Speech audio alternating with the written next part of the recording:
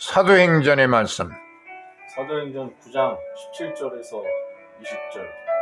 아나니아가 떠나 그 집에 들어가서 그에게 안수하여 이르되, 형제 사울아, 주 곧 내가 오는 길에서 나타나셨던 예수께서 나를 보내어 너로 다시 보게 하시고 성령으로 충만하게 하신다 하니, 즉시 사울의 눈에서 비늘 같은 것이 벗어져 다시 보게 된지라. 일어나 세례를 받고 음식을 먹으며 강건하여 지니라. 사울이 다메섹에 있는 제자들과 함께 며칠 있을새 즉시로 각 회당에서 예수가 하나님의 아들이심을 전파하니, 이것은 주님의 말씀입니다. 하나님 감사합니다. 아멘. 복음서의 말씀. 요한복음 21장 15절로 17절 말씀. 그들이 저밥 먹은 후에 예수께서 시몬 베드로에게 이르시되, 요한의 아들 시몬아, 네가 이 사람들보다 나를 더 사랑하느냐 하시니, 이르되 주님, 그러하나이다. 내가 주님을 사랑하는 줄 주님께서 아시나이다. 이르시되 내 어린 양을 먹이라 하시고, 또 두 번째 이르시되, 요한의 아들 시몬아, 내가 나를 사랑하느냐 하시니, 이르되 주님, 그러하나이다. 내가 주님을 사랑하는 줄 주님께서 아시나이다. 이르시되 내 양을 치라 하시고, 세 번째 이르시되, 요한의 아들 시몬아, 내가 나를 사랑하느냐 하시니, 주께서 세 번째 내가 나를 사랑하느냐 하심으로 베드로가 근심하여 이르되, 주님, 모든 것을 아시오매 내가 주님을 사랑하는 줄을 주님께서 아시나이다. 예수께서 이르시되 내 양을 먹이라. 이것은 주님의 말씀입니다. 하나님 감사합니다. 아멘. 다메섹의 제자 아나니아. 다메섹의 제자 아나니아라는 제목을 가지고서 이 시간엔 말씀을 드리려 합니다. 초대교회가 환난을 당하게 됐죠. 그것은 스데반이 돌에 맞아 죽는 순교가 있을 때 그 책임자가 사울이라는 그런 지도자였는데, 사울이 살기가 등등해서 교회를 핍박하기 시작합니다. 그래서 예루살렘에 있는 제자들이 사도들 빼놓고는 다 각 곳에 이제 흩어지게 되죠. 이 스데반을 순교할 때에 그 현장에 있었던 이 사울이라는 사람이 이제 다메섹이라는 한 240km 떨어져 있는 그런 도시까지 가서 예수를 믿는 사람들을 잡아오려는 대제사장의 공문을 가지고 말을 타고 이렇게 갑니다. 다메섹에 거의 다 도달했을 때에 하늘 날빛보다 더 강한 빛이 그에게 비춰지고, 그래서 순식간에 말에서 떨어지게 됩니다. 그때에 사울아, 사울아, 네가 왜 나를 박해하느냐? 나는 네가 박해하는 나사렛 예수다 하는 음성을 듣게 됩니다. 바울이 멀쩡하던 눈이 시력을 잃어가지고 땅에 떨어졌는데, 다른 사람들에 의해서 이제 손을 잡고 일어나서 그들의 손을 잡고 다메섹 성에 들어가서 직가라는 거리에 유대인들이 머무는 촌에 유다라고 하는 사람의 집에 머물게 됩니다.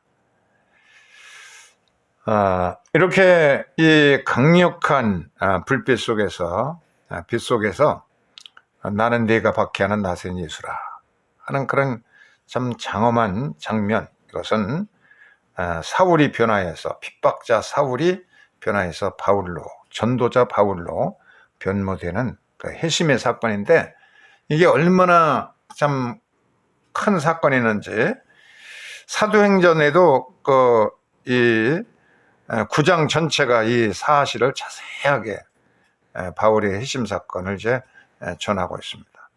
이것이 사도행전 안에 그 긴 설화가 3번 이제 기록이 됩니다. 그만큼 이제 굉장히 중요한 사건입니다. 교회를 핍박하던 사울이 변화해서 전도자 바울이 된 사건이었는데, 그래서 이 교인들 가운데도 이렇게 극적인 사울과 같은 그런 교회를 박해하던 그런 사람이 어떤 계기를 통해서 극적인 체험을 통해서 전도자로 바뀌어지는 그런 사건, 이것은 그런 특별한 경우가 그런 경우도 있고, 그렇지 않고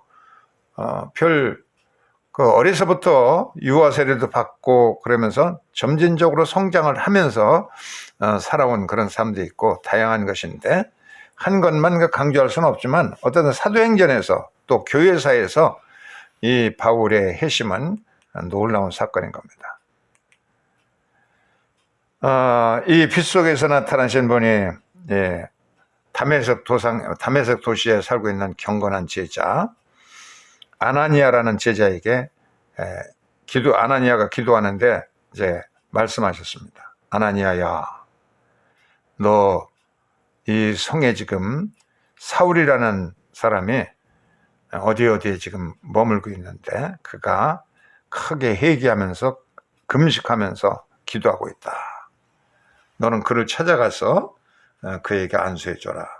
그러니까 아나니아가 참 굉장히 당황해가지고, 제가 듣기에는 그 사울이라는 사람은 스데반이 돌에 맞아 순교할 때 그 책임자였고, 그 이후로도 예루살렘 교회를 몹시 박해하고, 그리고 이 멀리 다메섹까지 대제사장의 공문을 받아가지고 와서 여기서 머물고 있다는 소식이 바닥에 퍼져 있는 아주 교회를 핍박하는 못된 사람입니다.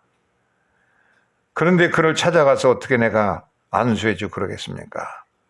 그래서 하나님의 예수께서 다시 말씀하시기를, 그는 내가 택한 나의 거룩한 종이고, 또 그가 기도 중에 아나니아라는 사람이 와서 자기의 머리에 안수하고 시력을 회복해주는 그런 환상을 이미 보고 있다. 그는 나의 택한 특별한 그릇이고 전 세계를 다니면서 복음을 전할 위대한 전도자가 될 것이다. 그러니 의심하지 말고 그에게 가서 안수해줘라. 그런 그리스도의 담보에 아나니아는 자기는 내심 못마땅했습니다. 그렇게 교회를 진멸하고 박해하던 사람에게 어떻게 들어가서 안수해 줄 수가 있겠어요. 그렇지만 예수께서 나의 택한 특별한 그릇이다. 전 세계 임금들과 그리고 많은 사람들에게 복음을 전할 사람이다. 그렇게 말씀하시는 주의 말씀을 듣고서 이제 직가 고든거리라고 하는 거리에 살고 있는 유대인들 촌락에 유다 집을 찾아가서 보니까 정말 그가 기도하고 있습니다. 그래 들어가서 사정을 쭉 얘기했습니다. 여차 이렇게 해서 그리스도께서 보내셔서 너에게 안수해서 시력을 회복시켜 주라는 말씀을 듣고 내가 원치는 않지만 주님의 특별한 사명을 부여하셨다니까 이렇게 찾아왔다. 그래서 이미 사울도 환상 중에 그런 내용을 다 보았기 때문에 잘 오셨습니다. 나는 교회를 몹시 박해된 사람인데 여차여차 내가 예수를 만났습니다. 나의 가슴이 뜨겁습니다. 저에게 어서 빨리 기도해 주십시오. 그래서 아나니아가 그에게 이제 안수를 해줍니다. 그랬더니 사울의 눈에서 비늘 같은 것이 벗겨지면서 밝히 보여지게 되어서 시력을 회복하고 또 새로운 세계관이 열렸습니다. 지금까지는 유대교에 매몰되어서 오직 율법으로 의롭다움을 받는다는 생각을 가지고 율법주의자였는데 예수 그리스도를 만난 순간에 이것은 다 무너지고 하나님 아들 예수 그리스도를 믿어야 의롭다움을 된다는 사실을 이제 확실히 믿게 되었습니다. 그래서 아나니아도 그에게 이제 손을 머리에 얹고 기도해 줬습니다. 하나님, 이 사람이 어리석어서 알지 못해서 범죄했던 모든 죄를 용서해 주시고 시력도 회복하여서 밝은 눈을 보게 해주시고 성령 충만 부어주셔서 이제는 그리스도의 복음을 전하는 위대한 인물이 되게 해주십시오 하고 안수기도 하고 손을 떼니까 이 사람이 눈을 뜨면서 이제 깜깜하던 세상 환하게 빛을 광명을 얻고 이제 그리스도의 복음을 전하는 전도자로서 이제 변모하게 되니까 바로 이어서 시냇물에 들어가서 이제 세례까지도 받게 됩니다. 예, 성령 충만 받았지, 세례까지 받았지. 그리고 곧바로 나가서 이 바울은 전도자가 되어서 각 해당에서 설교를 하기를, 예수가 바로 나사렛 예수가 예수 그리스도 하나님의 아들 구세주다라고 이제 담대하게 전하는 전도자가 되게 되었죠. 이런 그 위대한 사건 아니에요. 바울을 안수하고 시력을 회복시켜주고 성령 충만케 해줬던 아나니아, 굉장히 중요한 인물인데, 근데 아나니아라고 하는 인물에 대해서는 성경에 다른 아나니아가 나오지요. 헌금을 띄어먹었던 그런 아나니아도 나오고, 제사장 아나니아도 나오고, 그리고 이제 다메섹에 예수를 믿는 제자 아나니아, 사울에게 안수해가지고 시력을 회복시켜주고, 그리고 성령 충만 부여하고 세례를 주고 그랬던 제자 아나니아가 나옵니다. 이 아나니아가 이렇게 위대한 인물인데도 사도행전의 9장의 몇 절 소개하는 것으로 아나니아의 사명은 이제 끝납니다. 사도 바울을 안수해서 눈을 뜨게 해주고, 그리고 성령 충만케 해주고 세례까지 받게 해주고, 그래서 참 거듭나게 해주는데 결정적인 인물이 아나니아인데, 그런데 아나니아의 사명은 이것으로 끝납니다. 성경이 더 이상 소개되지 않고 있습니다. 굉장히 위대한 인물인데도요, 교회의 역사를 보면 이와 같은 숨겨진 인물들이 많이 있습니다. 교회사에서 가려진 헌신적이고 참 그런 인물들이 많이 나오고 있습니다. 예를 들어서 설교의 황태자라고 불려지는 스펄전 목사, 이 청년 시절에 이 사람은 목사의 아들인데도 굉장히 참 마음속에 갈등을 가지고 있었습니다. 회의하면서 우울증에 걸려 있었습니다. 그런데 눈이 엄청나게 내린 날, 담임 목사가 없는 그런 자기 집에서 가까운 감리교회에 참석했다가 이 스펄전이라는 청년이 이제 은혜를 받았는데, 그때에 그를 회개시킨 설교자 에글린이라고 하는 설교자는 그야말로 한낱 그냥 그 교회에 속장했는데, 눈이 너무 많이 와가지고 이 순행 목사들 마차 타고서 이곳저곳 다니면서 설교하는 목사님이 오시지 않아서 그냥 돌아갈 수는 없고, 그래서 자기가 좋아하는 성경 말씀을 가지고서 주를 앙모하는 자는 새 힘을 얻는다 하는 설교를 강하게 해가지고 이 스펄전이 은혜를 충만히 받고 성령 충만 받아가지고 위대한 황태자가 되는데 놀라운 변화를 준 사람이죠. 그런데 이 스펄전 목사가 자기 자서전에 자세하게 기록해 놨어요. 얼마나 내가 그 충격적인 은혜를 받았는지. 근데 에글리라는 감리교 속장은 참 그것으로 그의 사명이 끝난 겁니다. 아나니아와 같이, 아나니아도 역시 사울을 안수해서 바울로 만들고 그런 것으로 사명이 끝난 것처럼 에글린 속장도 하나님의 평신도로서 위대한 설교 황태자를 만드는데 결정적인 계기가 되었지만, 그 뜨거운 사명이 이제 끝난 채로 이제 숨겨진 그런 헌신적인 인물이라고 볼 수가 있는 것이죠. 이런 사건이 우리 감리교회 역사에 되어 있습니다. 초기 감리교회에 톨포스의 순교자라고 하는 그런 인물들이 6명의 순교자가 있습니다. 톨퍼들, 영어로 보면 톨푸들인데요. 톨푸들, 영어는 이제 발음하면 톨포들이 되어버리는데, 톨푸들의 6명의 순교자. 이것은 감리교 신학교에서도 웨슬리 신학을 배우면서도 누구도 이거 언급하지 않고 그랬는데, 근데 노동조합의 역사에 보면 이게 감리교의 노동자들이 노동조합을 최초로 결성해가지고 순교자로 불려진다 하는 이 톨퍼들의 순교자 얘기가 여기서부터 노동조합의 역사가 시작되는 굉장히 중요한 거예요. 나도 이제 노동조합사를 연구하다 보니까 거기에 웬 감리교인들이 나오고 그들이 노동조합을 설립하는 걸 시작한다는 걸 보면서 자세히 이것을 보다 보니까, 이걸 교회는 감리교회는 이게 싫어하는 겁니다. 감리교에서는 그냥 주로 사장들 이런 사람들이 교회 나와서 그냥 헌금이나 많이 해주고 그러면 축복 많이 해주고 그러는 사용자들, 사장들, 지주들, 가진 기득권들 편에 쓰게 되어 있는데, 그런데 초기 감리교인들은 노동조합을 결성하고 노동운동을 일으키고 했다는 거예요. 그래서 노동조합 역사에서 내가 이걸 배운 거예요. 이렇게 당시에는 이렇게 이제 자세히 한번 보세요. 이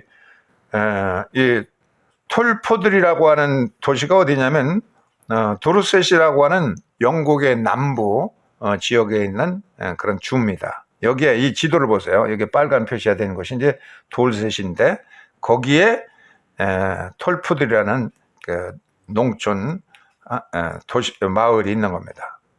바로 이곳인데요. 여기에 보면 그냥 무한하게 그냥 평야지대입니다. 평야 밀과 보리 이런 곡식을 재배하고 옥수수를 재배하고, 그래서 이 사람들이 당시에 지주들이요 농민들을 얼마나 박해했는지요. 농업 노동자들 이런 사람들을 주당 10실링을 줬는데 그것도 주기가 싫어가지고 7실링으로 하고 더 감소해가지고 6실링을 주겠다고 위협하면서 괴롭히는, 그냥 그렇게 학대하고 노예같이 이제 부려먹는 그런 체제였습니다. 그 당시에 감리교 교회가 이렇게 있는데요. 그 당시에 교회가 지금까지도 세워져 있는데요. 이 톨포들 교회는 당시에는 감리교회가요 정식으로 영국에서 이 교파 구실을 하지 못해 있고 성공회에 속하는 한 분파였기 때문에 이 감리교회에게 목사를 파송하지 않아요. 감리교회에 속한 교회는 목사를 파송하지 않았어요. 성만찬도 하지 못하고, 그래서 지역마다 로컬 프리처라고 하는 지역의 그 협동 목사 제도를 두고 그런 협성 목사들을 이제 평신도 가운데 신앙이 좋은 사람들, 글을 잘 읽고 그러는 학식 있는 사람들을 설교자로 이제 세우고, 그리고 이제 순행 목사, 서컷 라이더라고 하는 순행 목사가 여러 교회를 순회하면서 설교를 했습니다. 한 교회만 맞는 게 아니라 목사가 너무나 적으니까 이들이 가서 이제 성만찬식을 하고 세례식을 하고 이런 걸 해주면서 순행 목사가 여러 교회를 담임하고, 지역에는 로컬 프리처라고 하는 협동 목사들이 있었던 거예요. 이 사람이 이제 협동 목사가 조지 라브리스라고 하는 사람이 협동 목사로서 이제 교회를 담임하고 있었어요. 또 자기 직업도 농사일도 하고, 이 사람은 이제 설교도 하고, 이제 순행 목사가 오지 못할 때는 설교도 하고, 그러면서 일을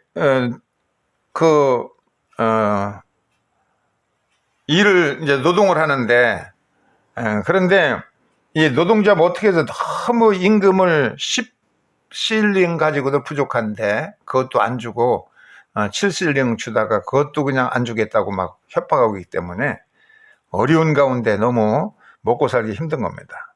그래서 감리교인들이 속회를 조직했잖아요. 12명씩 속회를 조직하고 밴드를 조직하고 그런 원리를 갖다가 노동자 우리가 먹고 살 수가 없다. 이게 이렇게 살다가는 저 지주자는 저렇게 날로 그냥 부자가 되어 부유해지고 우리를 노예같이 부려먹는데 우리가 10실링 이하에는 노동하지 말자. 이렇지 않고는 우리가 다 해골이 된다. 그래가지고는 해골을 벽에다가 딱 그려놓고 그냥 우리가 죽기를 각오하고서, 감리교 속회가 그런 정신을 가지고 있기 때문에 매주 우리가 모일 때마다 1페니씩 가장 기초적인 화폐죠, 당시에. 이게 1실링이에요. 한번 보세요. 1실링씩을 속회 헌금하다씩 우리가 노동 조합비를 내자. 그래서 조합비를 내고, 그리고 감리교인들이 죽기를 각오하고 그 당시 예수 믿었기 때문에 그런 결의를 가지고 이제 그렇게 노동운동을 이제 세상 최초로 한 거예요. 이게 이제 금화입니다. 금화. 파운드. 그래서 이제 실버, 은으로 되어 있는 실링이 있고, 그리고 이제 동전인 페니가 있는데, 요거 이제 10개씩을 이제 실링, 은화로다가 이제 한 10실링은 좀 기본적으로 줘야 되는데 뭐 8실링, 7실링으로 다 이제 줄여가는 겁니다. 근데 먹고 살 수가 없는 거죠. 속해 운영하는 그대로 이제 이 조합을 이제 최초로 세계 역사상 최초로 이제 우리가 단합하지 않으면 안 되겠다. 우리가 목숨 걸고 예수 믿듯이 우리의 나머지 노동자를 위해서 목숨을 걸고 하자. 그래서 서약식을 할 때 감리교 속해 조직법을 참고하고 밴드 원리를 이제 그대로 적용해가지고 이거 우리가 해골 같은 인생을 살아가는데 어차피 죽을 인생 목숨 걸고 이 노동운동을 하자. 그래가지고 최초로 이제 이런 것을 결성하는데 6명 가운데 2명만이 성경의 신자고 나머지는 전부 감리교인이고 다 친척들입니다. 자기 동생, 처남들, 처남이 아들 이렇게 해가지고 이제 가족들이 주로 이 결속력을 가지고서 이 운동을 하게 됩니다. 그래서 1834년도에 2월 24일 날 체포가 되어서 교도소에 수감이 되었다가 1834년 같은 해 3월 17일 날 재판에 회부되어서 호주에 7년 동안 유배를 강제적으로 이제 가게 됩니다. 그래서 멀리 이 사람이 쓴 편지 그리고 책도 이 양반이 써가지고요. 자기가 경험한 모든 것을 갖다 책을 써가지고 노동조합 운동에서 교과서 같이 이게 읽히고 사용됩니다. 그만큼 지식 있고 학식이 있는 그런 목사님, 평신도 목사지만 이렇게 목회 활동을 합니다. 그의 처남 가운데 나이가 좀 자기보다 연장자인 토마스 스탠드필드라고 하는 사람이 이제 좀 애지간히 좀 살고 바로 이 사람인데 이런 집이 있는데 여기 이제 다락방에서 비밀 결사 모임을 갖게 됩니다. 그러니까 이제 이 10실링 이하로는 절대로 일을 하지 않도록 이 노동보라는 쟁의도 하고 이제 그렇게 한 거죠. 그래서 6명이 전혀 합의해가지고 이렇게 하니까 지역에 이렇게 이제 모여가지고 막 서로 이제 예배 보고 나서 이렇게 이제 토론도 하고 오는 겁니다. 이 사람은 이제 성공의 신자였고 유일하게 그의 가족들과 함께 2명만이고 나머지는 전부 이제 감리교인들입니다. 이렇게 프라타스 나무 아래에서 주로 모이고 또 아까 얘기한 토마스 스탠필드인가요? 그 집에 이제 처남네 집에 가서 모이기도 하고 이렇게 했기 때문에 이게 하나의 상징이 되었습니다. 그런데 그 지역에 제임스 프람톤이라고 하는 중령 출신인 지주가 있었습니다. 이 사람이 지역의 치안 판사 역할도 합니다. 그래가지고 이 엄청난 영지를 소유하고 있고 다른 곳에도 영지가 있는 엄청난 부자고 지주였습니다. 그래서 이 사람에 의해서 치안관에 의해서 체포가 되어가지고 맞기도 하고 재판이 회부되는데 그 재판장과 배심원들이 전부 다가 트럼프톤의 동생, 자기 아버지, 친족들로도 다 배심원이 아주 굉장히 불리하게 불합리한 배심원들에 의해서 형을 호주로 강제 유배되는 7년 동안 유배된다는 그런 결정을 받고서 이제 호주로 이제 끌려가게 됩니다. 그때 그러면서 호주로 이제 끌려가는 그 사람들을 보면서 이제 강력하게 반대했던 토마스 웨킬리라는 인사와 그 밖에도 많은 사람들이 들고 일어나서 반대. 이게 재판정에 지금까지도 이제 이 재판정에 그대로 남아 있습니다. 재판받는 광경입니다. 얼마나 불리한 재판이 배심원들을 그냥 지주들로도 다 채워놓고 그리고 이 임금 쟁의하는 사람들을 갖다가 이제 호주로 내몰아 버렸으니까요. 그때에 이 스파이가 하나 있었습니다. 배신자인 에드워드 레그라고 하는 사람이 자기가 이렇게 당했던 모든 것들 그렇게 그 비밀 선서했던 모든 것을 다 재판정에 불기도 했습니다. 아주 못된 놈이죠. 결국은 이제 이렇게 호주로 이제 끌려가게 됩니다. 이런 판결이 나면서 이 평신도 목사였던 조지 라블리스라고 하는 사람이 판결이 떨어지면서 그렇게 이제 찬송을 부릅니다. 감리교는 찬송을 잘하잖아요, 원래가. 그래서 The Gathering of Union이라고 하는 찬송가를 이렇게 불러가면서 우리는 결코 승리할 것이다. 마침내는 이긴다. 그런 찬송을 부르면서 호주로 끌려가게 배를 타고. 이거 보세요. 그가 이제 타고 갔던 배의 모습입니다. 호주에 7년 동안 유배령을 받고 이제 갑니다. 그러니까 영국에서는 그냥 그 사람이 호주로 가면서 그냥 막 그냥 대대적인 시위가 일어났어요. 이거 있을 수가 없다. 어떻게 그렇게 이를 부려먹고 지주들이 자기들은 그 배가 날마다 불러지면서 노동자들을 학대하느냐 해가지고선 그 해에 바로 런던 코펜하겐 거리에서 10만 명이 항의하면서 시위를 벌입니다. 그리고 이 톨퍼들의 순교자라고 그 사람들은 죽지도 않았는데 그들이 그 해골을 그려놓고서는 그냥 그걸 보면서 가슴에도 늘 품고 다니고, 그래서 그들은 이제 순교자다. 그렇게 이제 순교를 치켜 올렸어요. 그냥 살아있는, 아직 호주에서 일하고 있지만 이 순교자들을 사면해라.